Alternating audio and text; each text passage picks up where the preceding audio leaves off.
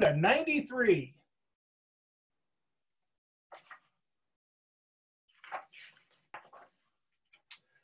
Monster, what's your platform? Why should people vote for you?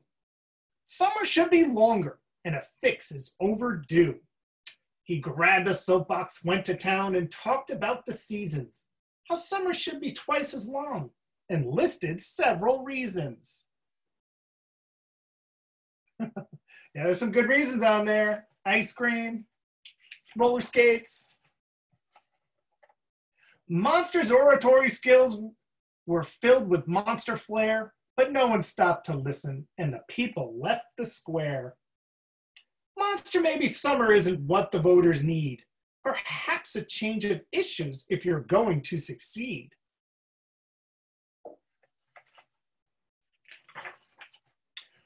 Dessert for dinner, Monster said, is where my passion lies. So Monster ran on eating sweets, which seemed a bit unwise.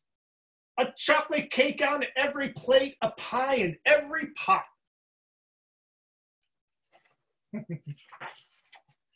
Monster spoke at town hall, but his words were all for naught. I said to Monster, I don't think they're interested in treats.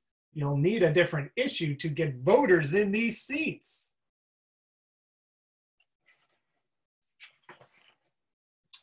I'm confused with politics and what it's all about. No one seems to like me, so I guess I'll just drop out. Monster looked discouraged. He was ready to resign.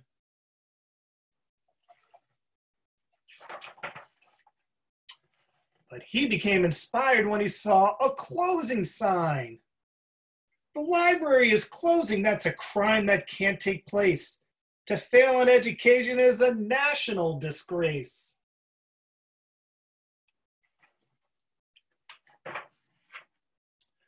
We started with a grassroots movement going door to door with posters saying reading turns your voice into a roar.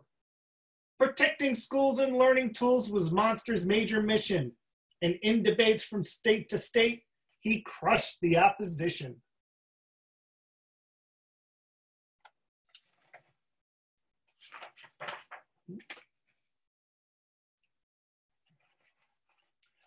The voters loved his message, and his campaign came alive.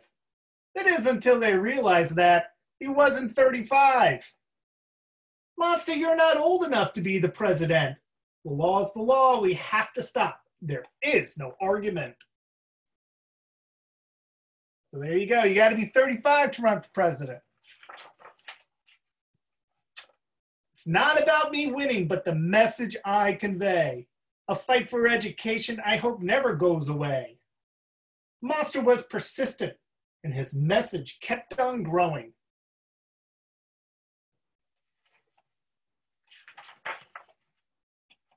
Even on election day, there were no signs of slowing.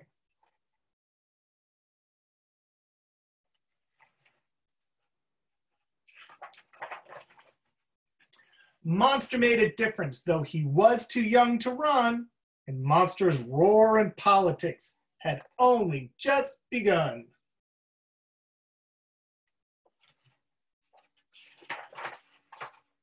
And there he is, the grand reopening of the library that he saved. Yay! So that's Monster Needs Your Vote. All right. That's especially poignant, given the summer. I agree. I mean, this is one of those books where, you know, it actually took me several different versions of this book before my publisher actually liked it. And I went through a whole number of different things, and it finally came to me that, you know, because all the titles of these monster books is Monster Needs, Monster Needs. So it came to me that I needed to make it about needs and not wants. You know, a lot of the times people think about what they want and not what actually people need. And so once Monster figured out what the community needed, people started to listen to him.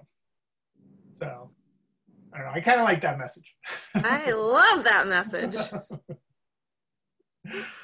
All right, so should we do Monster Needs a Costume now? Yeah, but I want to ask you a question. Oh, sure. Absolutely. Let's do questions. So I have a question, and I think, let me just make sure Nolan and Harrison they have a thumbs up. They liked it. Good. My question is about when you're thinking about Monster and what he wants to say in this book and in the other books. Mm-hmm. He has a little buddy with him. Yes. And how do you decide how they're gonna interact in the story? Like, how do you decide oh yeah, story? No. So his buddy, basically boy. I don't really name, you know, his friend. Well, you could name him Nolan or Harrison. We could. We can name him Nolan and Harrison. Harry Nolan. He's, you know, that person is usually, in my mind, is the voice of reason. They're like the parent. You know, the boy, the little kid is the parent, and Monster is the child. So the boy is basically always going to come up with the logical thing to do, to steer Monster in the correct way where he should go. And Monster is more, well, let's try this, let's try that, we should go here, you know. And it's, so when I write the story, I think of it that way. You know, what would my kids do? Because that's what Monster would do. It's whatever a kid would do. Okay. So now, since you're a grown-up writing the story, who are you in the story? I'm more the little kid. You know, I'm the, you know, it's one of those interesting things when you write a children's story, especially a picture book, you want the child to solve the problem. So in this case, Monster is the child, so he needs to solve the problem. And you really want to take parents out of the picture, but it's really hard to give advice so that somebody can, your main character can solve the issue or come to a conclusion without having a parent there. So I kind of skirted it by making the little boy the parent. Well, he's probably the future politician. Right? Possibly, or at least the, you know, the campaign manager. Right. Well, let's see what the boy advises for Monster needs a costume. All right. Monster needs a costume. Well, we all know what's coming up, right? It's Halloween, and I'm pretty certain Nolan and Harrison have probably gone through 12 different costumes by now. Of course, yes. So did my kids. And this is where this story came from. So this is about Monster, and he needs a costume for Halloween. So let's see which one he chooses.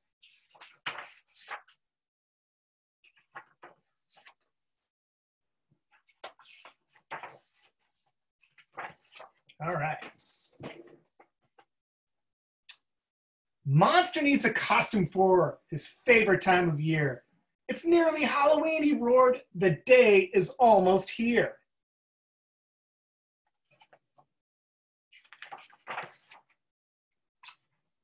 I said to Monster, do you know what kind you'd want to wear? An astronaut, a fireman, a giant Bartlett pear?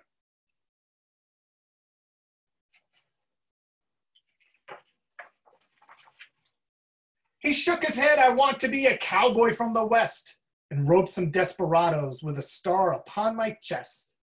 He rushed to find his badge and boots, but needed more than that. We made his costume perfect with a 20-gallon hat.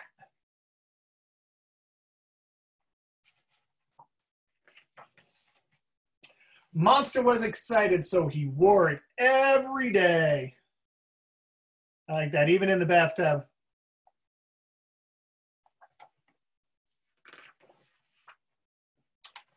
But then he changed his mind when he discovered the ballet. I know the cowboy outfit was the costume that I chose, but now I'll be a dancer and be nimble on my toes.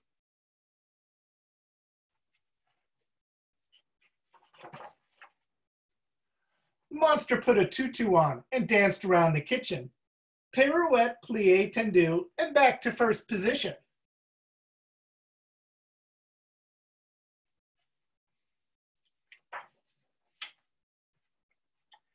He kept on dancing day and night until his feet were sore, but then he didn't want to be a dancer anymore.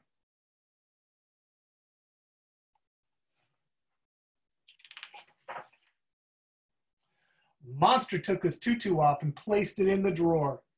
He saw a ninja on TV and changed his mind once more.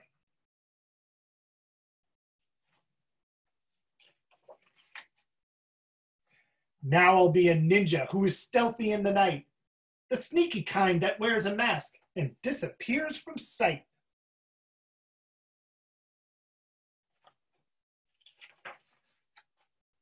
Monster threw a shuto and some round kicks in the air, and then he tried to vanish, sliding underneath a chair.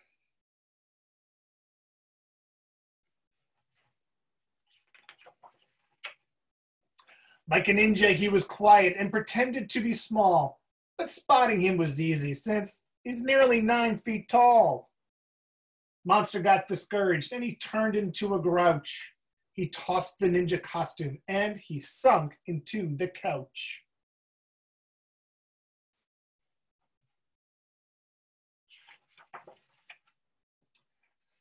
Just then he dashed into his room. I know what I can do. And with a toothy grin, he said, I thought of something new. He quickly put his costume on and gave a raucous roar. He hurtled down the steps and then he bounded out the door. All right, here comes the big reveal. Anybody got any ideas what he is? What he went as? No ideas? From up the street and down the block, Monster was a sight. The dancing cowboy ninja was the costume of the night. Here he is. He mashed them all together. And of course, the best part of Halloween, eating all the candy. And passing out. And passing out. At least you hope. Yeah. All the candy. Well, what are you going to be for Halloween? Who, me? Yeah. Oh, geez. Man, I haven't thought about it yet. We haven't done Halloween in a while. Last year I went as a zombie, though. So, not sure what I'm going to do this year. I haven't picked one out. Maybe Monster. Well, you could do a mashup like Monster. I could easily.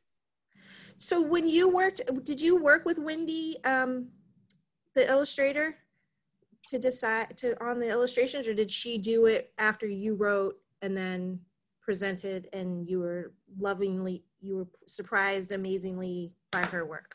Exactly that. So I had no contact with the illustrator, and usually most writers don't. It's actually kind of rare that you'll get that kind of a collaboration. The publisher purchases the story, and then they find the illustrator and they send it out, and hopefully you'll like it. So what was was Monster Needs a Costume the first one? Yes.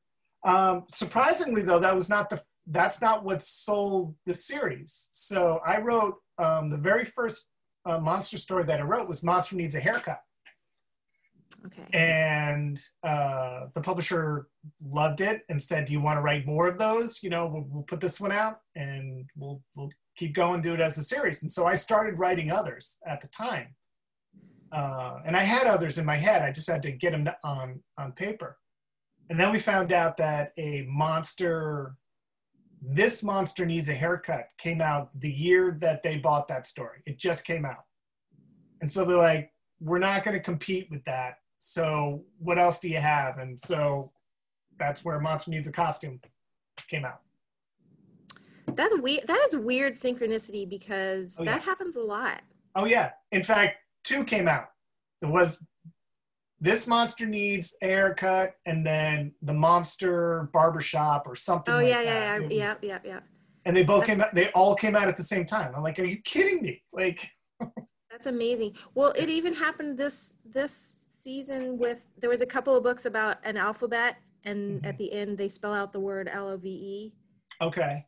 And it was 2 totally different authors, 2 totally different publishers, obviously. Oh, that's funny. Isn't it that it happens kind of a lot? What I think it comes down to is that, obviously there are a lot of writers out there and they're all writing stories, and it's really it's what the trend is. The publishers decide what's going to get published. So they're all looking for something. Right. Like, I couldn't tell you what is going to sell this year. I don't know what's going to sell next year. You just write your story and you hope. But then all of a sudden you start seeing these trends, and it's all based on what the publisher feels like what you guys want to read. Right. Like the Pantone color, right? Yep. So are you passionately working on another monster book, or? I've written a ton of monster books. I've actually written 20 different stories for monster, and my publisher has them all, but they're sitting on them, and I'm not sure what they're doing. They're kind of in a holding pattern right now. There's a whole stuff behind the business that they're dealing with. So hopefully they'll, get it together and get another monster book out there. So how long does it take once you sell a book to your publisher and then they decide how long is that process? Sure. Well, it always depends on the publisher. Like Monster, my first one took roughly a year from the time that they bought it to the time it actually came out. That took a year. Whereas this one took 2 years. From the time that they bought it to when it was out, it took 2 years, because it took the illustrator quite a while to actually do the illustrations, because she hand painted each one of these illustrations on canvas and then had to scan them all and send them all out. Whereas the monsters, they're all done digitally. So it's a little bit faster of a process, Right. So it all depends on the publisher. And a lot of the times the publisher may even just sit on the story because their list is so big. So if I were to sell the story today, you probably won't see it till 2022, excuse me. Okay. So from idea to writing. Well, that could take, so the book tree, I wrote this story in 2012. The first version of this was in 2012. This came out last year. 2018. So from 2012 for it to actually become a book took, 6 years, in the making before it actually sold. But that was because it wasn't ready. I couldn't tell you how many different times I rewrote that book before it was ready to actually be sold. So how long you live with the idea and massage it. And, Oh yeah. You just go through revision after revision after revision. Oh, and that's one of the hard things when you're talking to students is just keep reminding them to get it down on paper. Oh yeah. And then you can go back and make it better and think about it and live with it. And oh yeah, absolutely. There's so this story right here, Monster Needs to Go to School. This, it's still not out yet. It should be out, but they're sitting on it. I don't know. They've gotten all the way to this is called an editor's proof. Okay. So this is the last thing I get to look at before it becomes an actual book. And it's the last time I get to change anything. Now, usually we've gone through, I don't know how many different, back and forth revisions through email to make sure the story is perfect. And when I got this, I found a mistake. And so even through up to this point, we're changing the story. Okay. Yeah. Well, I predict as soon as all of this crazy world is somewhere corrected, maybe Monster Needs to Go to School will be the first one. I agree. Send the letters to Mighty Media. Demand it. Right. So do we have time for one more story? Oh, God, yeah. Absolutely. All right. I would like to read Trees Make Perfect Pets. All right. This one came out in just this past April. This came out in April of this year. Okay. And it's about a little girl who wants a pet, and she decides on a tree. Go green. Exactly. I'm going to take the jacket off, actually, make it easy on myself. All right.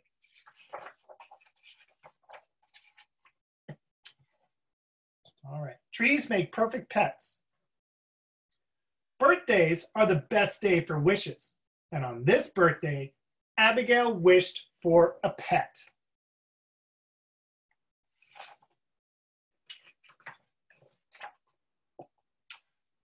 Her brother wanted a dog, their man's best friend. Her father suggested a hamster. They're so fluffy. Her mom thought a bird would be nice. They make beautiful music. Abigail had another idea. I want a tree.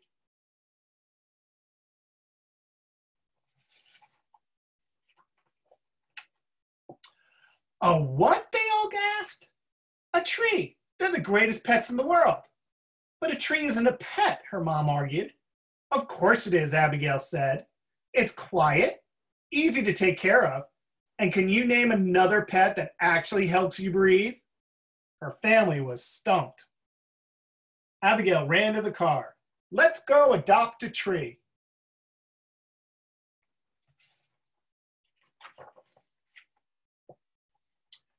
Abigail searched the nursery and found her a tree. He looks friendly. It's a tree. They're all friendly, her brother said.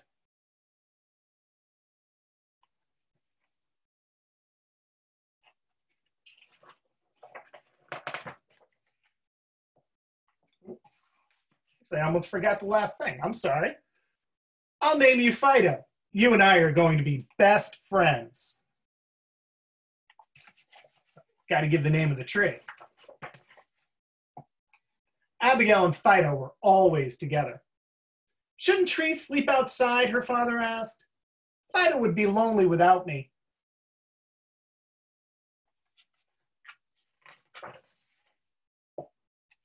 Abigail took good care of Fido. She watered him, sang to him. They loved going on long walks. What are you doing? Her neighbor asked. I'm taking Fido for a walk. That's a tree. Trees don't go for walks. This one does.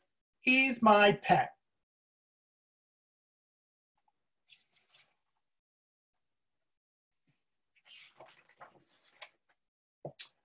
A tree is not a good pet. Cats are much better. Oprah Whiskers can cuddle. Fido loves a good hug. Oprah Whiskers can do tricks. Stay, Fido. Good boy.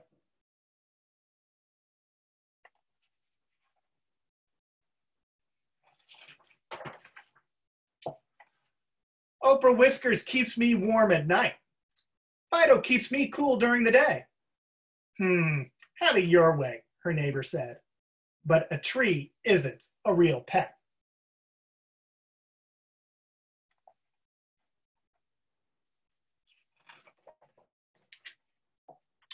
Abigail took Fido to a dog park. She knew it was important for pets to socialize, but some didn't agree. I'm sorry, this park is for dogs. Fido is a dog would. That doesn't count. He's very friendly. His bark is worse than his bite. Sorry, actual pets only.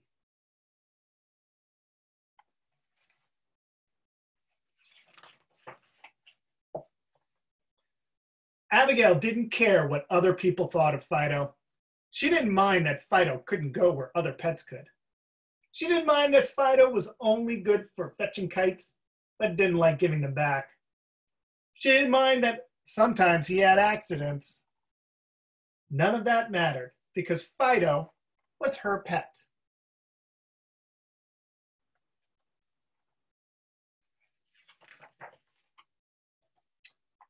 But like all pets, Fido grew.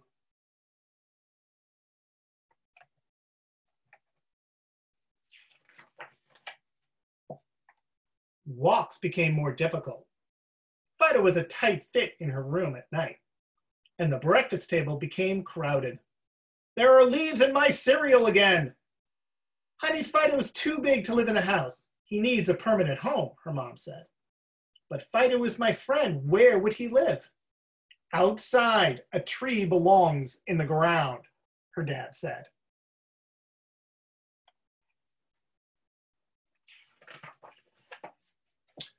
Abigail's heart broke. Fido had grown too big for the house. Keeping him inside was not fair to him. She found a sunny spot in the yard and dug him a new home. But Abigail wasn't ready to let go.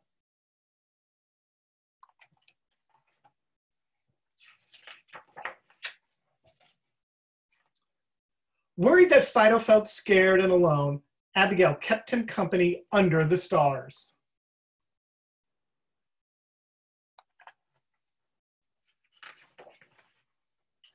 When morning came, Abigail woke up to birds singing. Mom, Dad, come quick!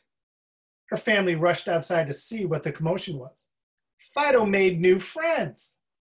I guess a tree can be man's best friend, her brother said.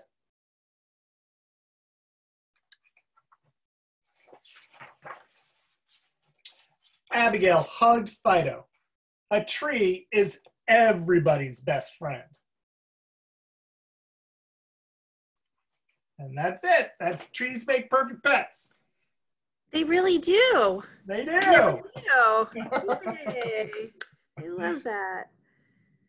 Well, thank you so much for joining us. Oh, you're welcome. I'm going to check in with Nolan and Harrison and see if they have any questions. You guys have any questions? What did you say? Nope. They like the books. Thank Oh, you. good. You're welcome. Right on. All right. Well, wait, before you guys go, what are you guys going to be for Halloween? Oh, that's a good Happy question. birthday. Wow, that woke him up. I'm gonna be Buddy. What is it? Say it one more time. I'm gonna be Buddy. I'm gonna be Buzz Lightyear. Buzz Buzz Lightyear. Buzz Lightyear and Buddy. And And Woody. Buddy. Woody, Oh, excuse me, Woody. and Woody. Yeah. Oh, that's perfect. Love it. Say thank you. Oh, goodness. All right. Well, thanks for joining us, guys, and have fun on Halloween. And don't forget to ask for Mr. Zajak's books. You can pick them up at Hold's Pickup.